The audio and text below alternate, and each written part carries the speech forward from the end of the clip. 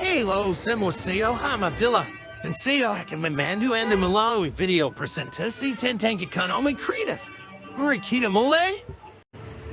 Untuk memulai pembelajaran terkait dengan ekonomi kreatif, kita mulai dari pengertian dari ekonomi kreatif itu sendiri, di mana menurut United National Conference on Trade and Development, ekonomi kreatif adalah kolaborasi dari seluruh industri kreatif termasuk perdagangan, tenaga kerja, dan juga produksi. Nah, ekonomi kreatif itu sendiri adalah sebuah konsep pada ekonomi baru yang mengintensifkan informasi dan kreativitas dengan mengandalkan ide dan pengetahuan dari sumber daya manusia sebagai faktor produksi yang utama. Konsep ini biasanya akan didukung dengan keberadaan industri kreatif yang menjadi pengejawatannya. Oke, di sini ada ciri-ciri ekonomi kreatif, yaitu yang pertama ya dengan bersumber dari kreativitas individu. Nah, salah satu ciri yang menjadi pembeda antara ekonomi biasa dengan ekonomi kreatif adalah bersumber dari individu ini sendiri, di mana ini terkait dengan kualitas dari sumber daya manusia yang akan membuat kreativitas dalam terobosan-terobosan di sektor ekonomi. Terus yang kedua yaitu bisa didistribusikan secara langsung dan tidak langsung, artinya terdapat sesuatu yang real. Nah, yang kemudian ada yang ketiga yaitu mudah diganti atau diubah, di mana hal ini bisa diartikan ekonomi kreatif itu bersifat fleksibel atau mempunyai tingkat efektivitas yang baik untuk digunakan secara jangka panjang. Nah, kemudian yang keempat tidak ada batasan. Terus yang kelima berbasis pada ide atau gagasan, itu sama saja dengan yang tadi sudah saya sebutkan pada poin pertama, yaitu terkait dengan kreativitas yang ada di sumber daya manusia itu sendiri. Terus yang keenam yaitu siklus singkat, margin tinggi, keanekaragaman tinggi, persaingan tinggi, dan mudah ditiru. Nah, di sini poin yang sangat penting karena dari segi ekonomi kreatif sendiri tidak akan berjalan sesuai dengan baik apabila utamanya di margin yang akan didapatkan secara tinggi. Artinya apabila margin tinggi maka dari sektor ekonomi kreatif itu dapat menunjang secara keberlanjutan.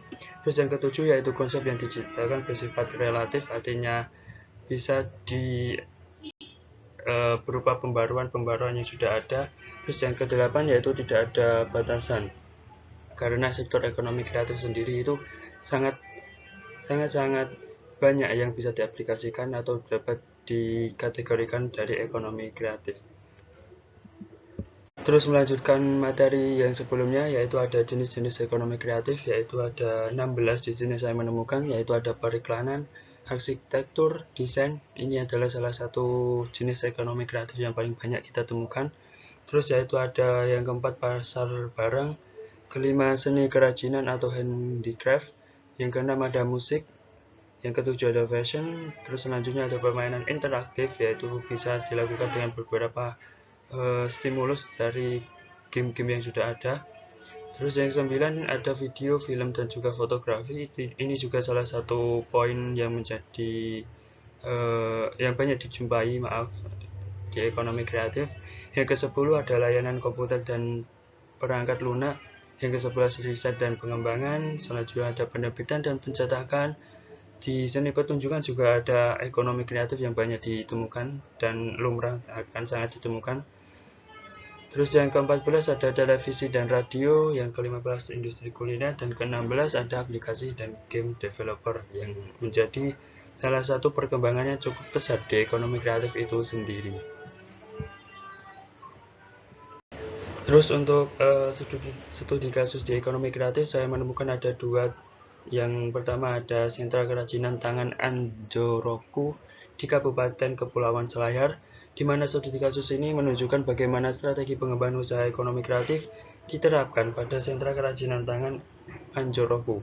Nah, penelitian ini menggunakan analisis SWOT untuk menentukan strategi pengembangan yang dapat diterapkan. Terus selanjutnya saya juga menemukan di Kota Bandung, di mana Kota Bandung merupakan contoh pengembangan ekonomi kreatif yang melibatkan komunitas secara aktif.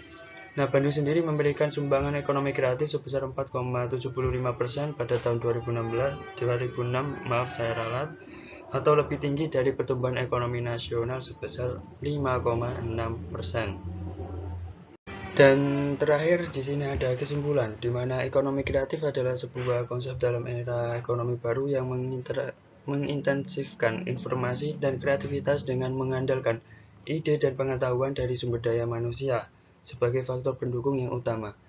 Ekonomi kreatif sangat bergantung pada ide-ide kreatif dan inovasi dari sumber daya manusia. Dalam ekonomi kreatif, tidak ada batasan dalam menciptakan dan mengembangkan ide-ide kreatif. Ada beberapa ciri utama dari ekonomi kreatif seperti bersumber dari kreativitas individu, bisa didistribusikan secara langsung dan tidak langsung, mudah diganti atau diubah, berbasis pada ide atau gagasan, konsep yang diciptakan bersifat relatif, pengembangan tak terbatas dalam segala bintang usaha, dan memiliki siklus singkat, margin tinggi, keanekaragaman tinggi, dan lain-lain. Studi kasus seperti sentra kerajinan tangan Anjoroku di Kabupaten Kepulauan Selayar, Kota Bandung, juga menunjukkan bagaimana ekonomi kreatif dapat dikembangkan dan memberikan dampak positif bagi masyarakat. Dengan demikian, ekonomi kreatif memiliki peran penting dalam pembangunan ekonomi dan sosial. Melalui ekonomi kreatif ini, kreativitas dan inovasi ekonomi kreatif dapat menciptakan nilai tambah dan membuka peluang kerja baru, sekaligus meningkatkan daya saing dan kesejahteraan masyarakat. Untuk itu sekian yang bisa saya sampaikan. Atas perhatiannya dan juga kesempatannya saya ucapkan terima kasih. Wabillahi taufiq wal hidayah. Wassalamualaikum warahmatullahi wabarakatuh.